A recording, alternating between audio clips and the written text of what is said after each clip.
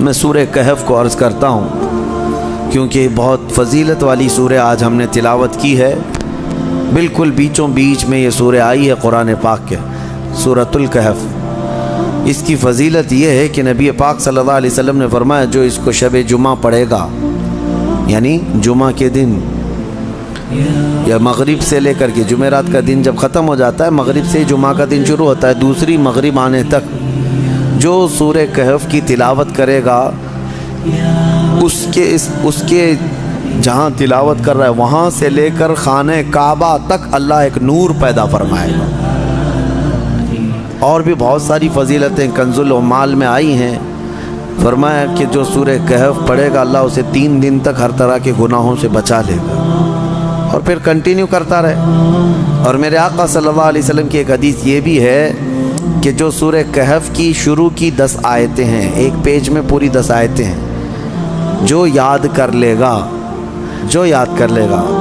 دنیا کا سب سے بڑا فتنہ دجال جب آئے گا اللہ اس کو اس فتنے سے محفوظ فرمائے گا، وہ دجال کے فتنے سے محفوظ رہے گا۔ ورنہ دجال کا فتنہ بہت سخت ترین ہوگا۔ یہاں باباؤں کے فتنے سے لوگ نہیں بچ رہے ہیں، کوئی چمتکاری بابا آ جائے تو سب اس کے سامنے بھیڑ لگا دیتے ہیں۔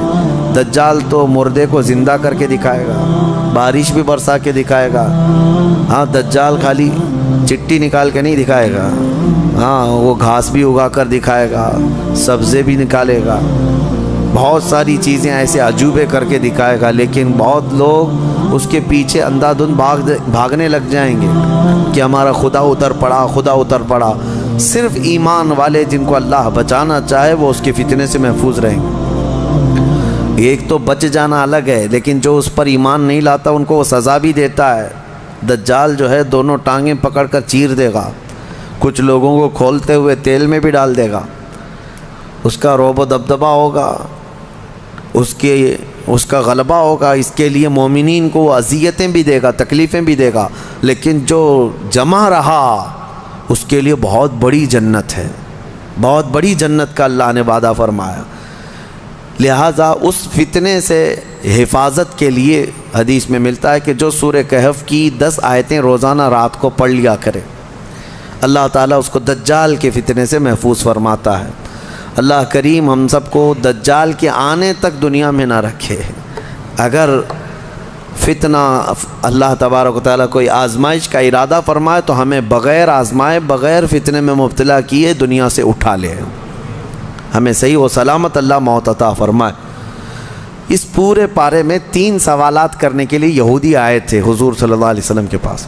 اب ایک بات میں بتاتا ہوں، یہ سورہ جو اتری ہے نا پوری، یہودی جو ہے ٹیسٹ لینے کے لیے آئے تھے کہ اللہ کے آخری نبی ہیں تو ہم کچھ ایسے سوالات کریں گے جن کے جواب عربوں کو تو نہیں معلوم تھے، عربوں کو نہیں معلوم، وہ صرف اہل کتاب جانتے تھے۔ وہ 3 سوالات کیا لے کر کے آئے تھے حضور صلی اللہ علیہ وسلم سے؟ انہوں نے کہا روح کس کو کہتے ہیں؟ روح جہاں معلوم ہے سب کے پاس ابھی، روح کس کو کہتے ہیں؟ دوسرا ان کا یہودیوں کا سوال تھا اصحاب کہف کون تھے اور کتنے تھے؟ یہ غار والے لوگ کون تھے اور کتنے تھے؟ یہ سوال انہوں نے لا کر کے پیش کیا۔ تیسرا سوال تھا ذوالقرنین کون ہیں؟ حضور پاک صلی اللہ علیہ وسلم نے فرمایا جاؤ میں کل اس کا جواب دوں گا۔ اب سنو، یہ کس کے لیے؟ نبی رحمت سید الانبیاء کے لیے۔ سنو توجہ سے، جو بڑے ڈھیٹ سے کہتے ہیں نا، عام لوگوں کی بات کر رہا ہوں۔ رسول رحمت صلی اللہ علیہ وسلم نے یہودیوں سے کہا کہ کل آ جانا، میں بتا دوں گا۔ تو حضور کا یہ ارادہ تھا کہ آیتیں اتریں گی، وہی آئے گی تو میں اس سے جواب دوں گا۔ کوئی آیت نہیں آئی، کوئی وحی نہیں آئی۔ دوسرے دن یہودی آئے، حضور پاک صلی اللہ علیہ وسلم نے ان سے فرمایا کہ جاؤ میں اور کل بتاؤں گا۔ 2 مرتبہ 3 مرتبہ حضور صلی اللہ علیہ وسلم نے ٹال دیا، اور یہودیوں کو یہی چاہیے تھا، بہانہ بدنام کرنے کے لیے، پروپیگنڈا پھیلانے کے۔ اب آیتیں نہیں آئیں، کئی دن تک وقفہ ہو گیا۔ روز آیت آتی تھی، کبھی دن میں کئی مرتبہ آیتیں اترتی تھی، لیکن اتنا لمبا وقفہ ہو گیا۔ حضور اکرم صلی اللہ علیہ وسلم کے قلب اطہر پر یہ بات بہت گراں گزر رہی تھی کہ کیا ہو گیا تب پھر اللہ تعالیٰ نے یہ سورہ تو اتاری سورہ کہف، لیکن اس میں یہ فرمایا وَلَا تَقُولَنَّ لِشَيْءٍ إِنِّي فَاعِلٌ ذَلِكَ غَدًا، اے محبوب ہرگز ہرگز یہ مت کہنا کہ کل میں یہ کر دوں گا، یہ اللہ تعالیٰ کو پسند نہیں ہے۔ اپنے رسول کو اللہ تعالیٰ فرما رہا ہے ہرگز یہ مت کہنا کہ کل میں یہ کر دوں گا، الا ان یشاء اللہ، جب بھی کہنا تو یوں کہنا اگر اللہ چاہے تو کروں گا۔ یہی ہے انشاءاللہ۔ انشاءاللہ جو ہم کہتے ہیں بعض لوگوں کو شک لگنے لگتا ہے، ارے پکا بولو نا۔ انشاءاللہ ہر پکی بات پہ بھی بولا جائے۔ ہاں یہاں ہمارے ہاں اس طرح کا رواج ہے۔ شروع میں ایسا تھا، ہم جو ہے مصر میں بس جا رہی تھی ہمارے جہاں جانا ہے کالج کلیہ پہ، نمبر بھی وہی ہے بس کا، لیکن شک ہو رہا تھا تو بس کے ڈرائیور سے ہم نے پوچھا کہ یہ کلیہ جائے گی، مدینہ نصر جائے گی؟ اس نے کہا انشاءاللہ، تو منہ دیکھتے کھڑے رہ گئے۔ پھر سے اس سے پوچھا کہ جائے گی وہاں پہ جائے گی؟ اس نے کہا انشاءاللہ، بیٹھو۔ یہ انشاءاللہ وہ یقین کے لیے بول رہے ہیں، لیکن جو کھڑے ہیں ان کو ایسا لگ رہا ہے پتہ نہیں یہ پکا ہے بھی کہ نہیں ہے۔ نعوذ باللہ، یہاں لوگوں نے بھی جو ہے اس طرح سے بنا لیا ہے کہ اگر ان کو ایسا لگتا ہے کہ ڈاما ڈول ہے تو ہم یہ بول کے نکل جائیں۔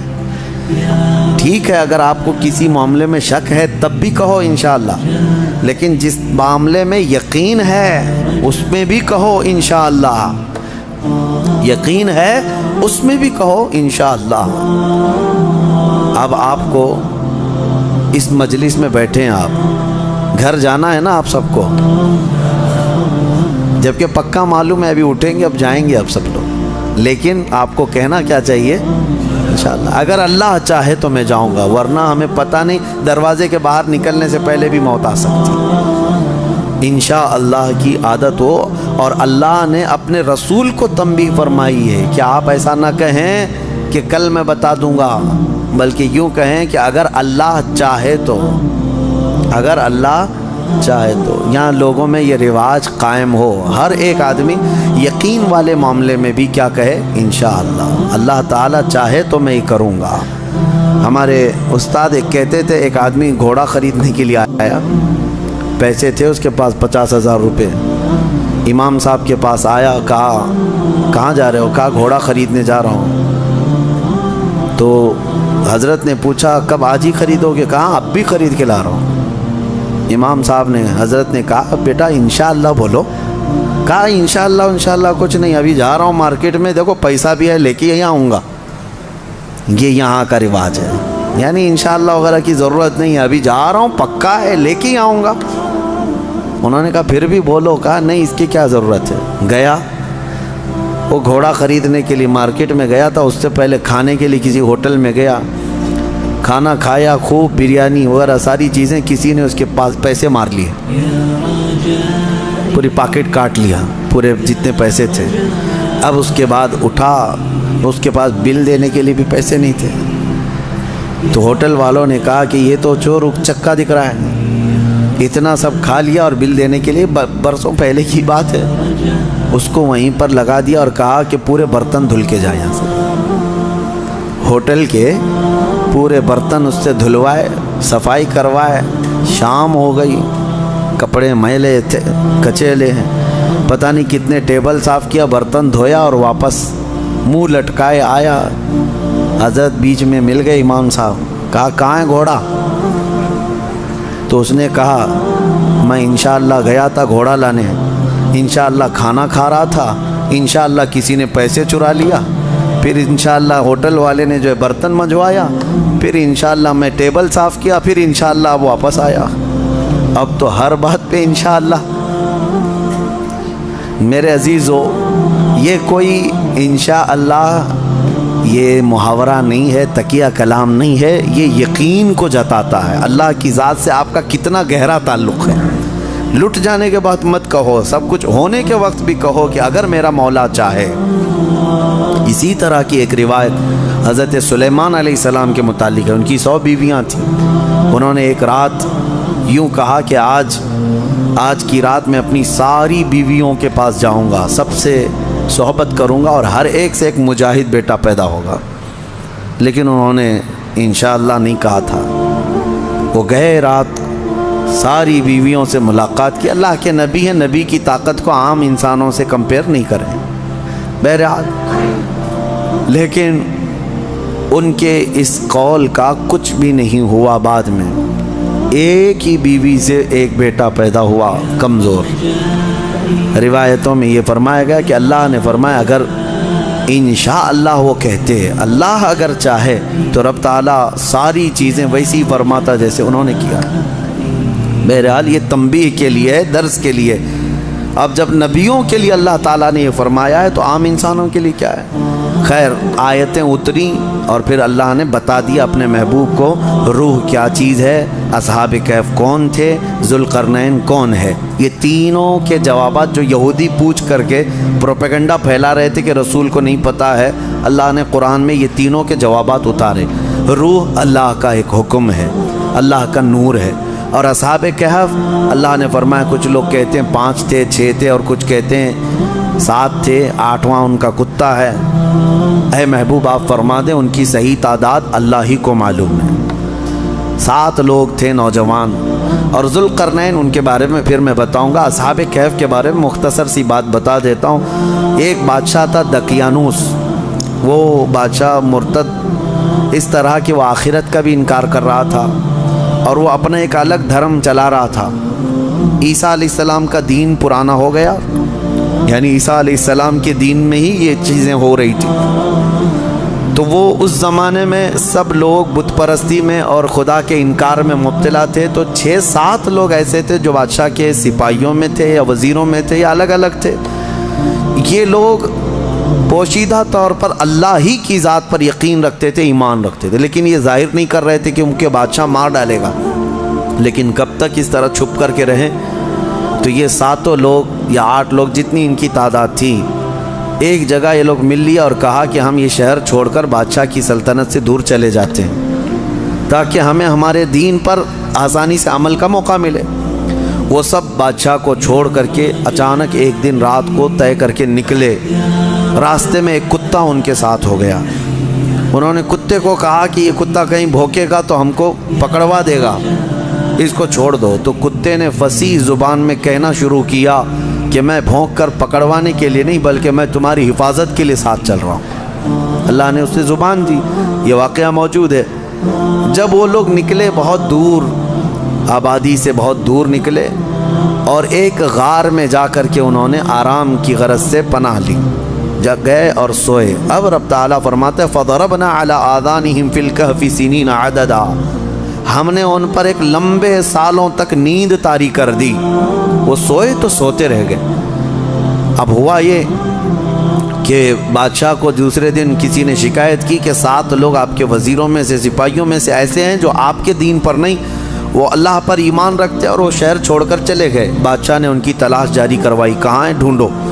جب تلاش جاری ہوئی تو ایک چرواہے نے بتایا کہ ایک جگہ سے میں ان کو گزرتے ہوئے دیکھا, اس غار میں گئے. بادشاہ اپنے سپاہیوں کو حکم دیا کہ جاؤ اس غار میں دیکھو. دیکھا تو کچھ لوگ سوئے ہوئے تھے. بادشاہ نے کہا ان کی سزا یہ ہے کہ ان کے غار کے منہ پر دیوار بنا دو, ان کی قبر یہی ہو جائے, یہ باہر یہاں سے نہ نکل سکے. اس غار کے منہ کو دیوار چڑھا کر بند کر دیا گیا. یہ سزا تھی بادشاہ کی طرف سے کہ وہ میرے دین سے نکلے ہوئے لوگ ہیں. خیر سارے لوگ چلے گئے تو ایک چرواہے نے وہاں پر جو موجود تھا اس نے ان کی پوری تاریخ, ان کے نام لکھ دیے, یہ کون لوگ تھے, یہاں کیوں آئے تھے اور ان کے اوپر کیا سزا ہوئی. بات ہو گئی. یہ دقیانوس بادشاہ کا ظلم تھا. وہ لوگ چلے گئے. اب یہ لوگ سوتے رہے. قرآن میں ہے 309 سال تک سوتے رہے. 309 سال. اصل میں یہ 300 سال ہی ہیں, لیکن یہ جو سورج کے سال ہیں جن کو شمسی سال کہتے ہیں, جنوری, فیبروری, مارچ, اپریل, یہ شمسی سال ہیں, یہ سورج سے چلتے ہیں. اور قمری مہینے جو ہیں چاند سے چلتے ہیں, جو محرم, صفر, ربیع الاول, ربیع الاخر. اس میں اور اس میں فرق کیا ہوتا ہے معلوم ہے؟ ہر 100 سال پہ 3 سال کا فرق آ جاتا ہے. ہر 100 سال پہ 3 سال کا فرق آ جاتا ہے. یعنی اسلامی مہینے کبھی 29 کے ہوتے ہیں, کبھی 30 کے, کبھی 2 مرتبہ 29 کے ہو گئے, یہ جو چاند والے مہینے ہم ان کو اسلامی مہینہ کہتے ہیں، اصل یہ چاند کے مہینے، چاند ایسے چلتے ہیں، اور باقی جو سورج سے چل رہے ہیں شمسی مہینے جنوری فیبروری یہ فکس ہیں، ان میں کوئی چاند بھی دیکھنے کی ضرورت نہیں، سورج بھی دیکھنے کی ضرورت نہیں، وہ فکس ہیں۔ تو ان سالوں کے اعتبار سے جو شمسی سال اگر 100 سال ہو گئے تو قمری جو ہے نا 103 سال ہو جائیں گے۔ اس طرح 300 سال شمسی وہ اصحاب کہف سوتے رہے، لیکن قمری مہینوں کے اعتبار سے 309 سال ہو گئے، 9 سال ایکسٹرا۔ تو 309 سال کے بعد اللہ تعالیٰ نے دوبارہ کیسے ان کو اٹھایا؟ اب روایت میں یہ ہے کہ ایک بادشاہ آیا بیدروس، وہ اچھا بادشاہ تھا، منصف تھا، عادل تھا، ایمان والا تھا، اس نے اپنی قوم کو ہدایت دینے کی بہت کوشش کی، سمجھا رہا تھا کہ آخرت پر ایمان لاؤ، اللہ دوبارہ موت کے بعد اٹھانے والا ہے۔ لوگ انکار کرتے تھے کہ کچھ نہیں ہوتا، مرنے کے بعد جو ہے نا جیسے جلا کر کے راکھ کر دیے، استھیاں بہا دیا گنگا میں، اب کوئی آنے والا نہیں ہے، یہی عقیدہ تھا اس وقت بھی تھا کہ کوئی دوبارہ اٹھائے نہیں جائے۔ عجیب بات ہے، جلا کر راکھ کر کے دریا میں بہاتے ہیں اور کہتے ہیں کہ حساب کتاب کچھ نہیں ہوگا، لیکن پورن جنم کا عقیدہ رکھتے ہیں، نہیں دوسرے جنم میں چوہا بلی ہو کے پیدا ہو سکتا ہے، کتا بھی بن کے پیدا ہو سکتا ہے، اچھے گن کیا تھا تو کچھ اچھا بن کے پیدا ہوگا، اب برے گن کیا تھا تو دوسرے جنم میں پتہ نہیں کیا بن کے پیدا ہوگا۔ اب یہ جتنے حکومت میں بیٹھے ہم دیکھتے ہیں کیا بن کے پیدا ہوں گے ان کے حساب سے، ہمارا عقیدہ تو نہیں ہے۔ ہمارے ہاں ایک بار موت کے بعد دوبارہ قیامت کے دن ہی اٹھایا جائے گا، قیامت کے دن ہی دوبارہ اٹھایا جائے۔ اس کا انکار کر رہے تھے لوگ کہ دوبارہ اٹھایا نہیں جائے گا، تو بیدروس بادشاہ اللہ کی بارگاہ میں دعا کر رہا تھا، مولا کوئی ایسی نشانی بتا دے کہ جس نشانی کو دیکھ کر کے یہ قوم ایمان لے آئے۔ تو اس بادشاہ کی دعا پر اصحاب کہف جو 300 سال سے سو رہے تھے، اللہ نے ان کو دوبارہ اٹھایا۔ وہ اٹھے، انہوں نے آپس میں ایک دوسرے کو سوال کیا کہ ہم کتنے دن کب سے یہاں سو رہے ہیں؟ کسی ساتھی نے کہا صبح آئے تھے دوپہر ہو گئی ہے، کسی نے کہا نہیں تھوڑا زیادہ سو لیے۔ بعد میں پھر انہوں نے اپنی نشانیاں دیکھیں، ناخن بہت بڑے، بال الگ سے دکھ رہے ہیں، انہوں نے کہا کچھ تو معاملہ ہے، اللہ بہتر جانتا ہے ہم کتنے دن یہاں ٹھہرے رہے۔ ایمان والے تھے۔ ان ساتھیوں نے ایک اپنے ساتھی کو پیسے دے کر کے بازار بھیجا کہ بھوک بہت لگی ہے، کھانا لے آؤ۔ دیکھیں اللہ دوبارہ زندہ کر رہا ہے تو کھانے کی بھوک بھی ہے، انہیں بھیجا، اور اس کو یہ کہہ کر کے بھیجا کہ خبردار کوئی بھی تمہارے اوپر نظر نہ ڈالے، بادشاہ کی پولیس، کہ اگر وہ بادشاہ کو پتہ چل گیا تو ہم سب کو گرفتار کر لے گا۔ وہ 300 سال پہلے کی بات بول رہے ہیں۔ اس اپنے ساتھی کو بھیجا اور وہ چھپتے چھپتے شہر میں آیا اور کھانا لیا۔ کھانا لے کر کے اس نے پیسے دیا تو دکان والے نے دیکھا پیسے یہ کون سے، 300 سال پہلے کے پیسے۔ ظاہر سی بات ہے حکومتیں بدلتی ہیں، سکے بدل جاتے ہیں، اس کی تو سب سے بہترین مثال ہمارے زمانے میں دیکھ لیا۔ آپ لوگوں کو تو یہ سب سمجھانے کی ضرورت نہیں، پرانی 500 کی نوٹ کہاں ہیں، 1000 کی نوٹ کہاں ہیں، حکومتیں جب چاہیں ڈی مونیٹائزیشن کرتی رہتی ہیں۔ بہرحال تو وہ سکے جو ہے دیکھ کر کے دکان والے نے پوچھا تھا اچھا وہ چاندی اور سونے کے ہوا کرتے تھے، پوچھا کہ یہ تمہارے ہاتھ کہاں سے آئے؟ کہا یہ میرے اپنے پیسے ہیں۔ دکان والا امانت دار تھا، اس نے دکان میں کھڑا کیا اور جا کے پولیس کو خبر کر دیا۔ پولیس کو خبر کر دیا اور کہا کہ میرے پاس ایک ایسا آدمی آیا ہے، لگتا ہے اس کے ہاتھ میں کوئی پرانا خزانہ ہاتھ میں آیا ہے، لہٰذا اسی لیے میں آ کر کے تم کو خبر دے رہا ہوں۔ اس زمانے کا کوئی بہترین ٹپر ہوگا وہ، جا کر کے پولیس کو پہلے سے ٹپ دے دیا۔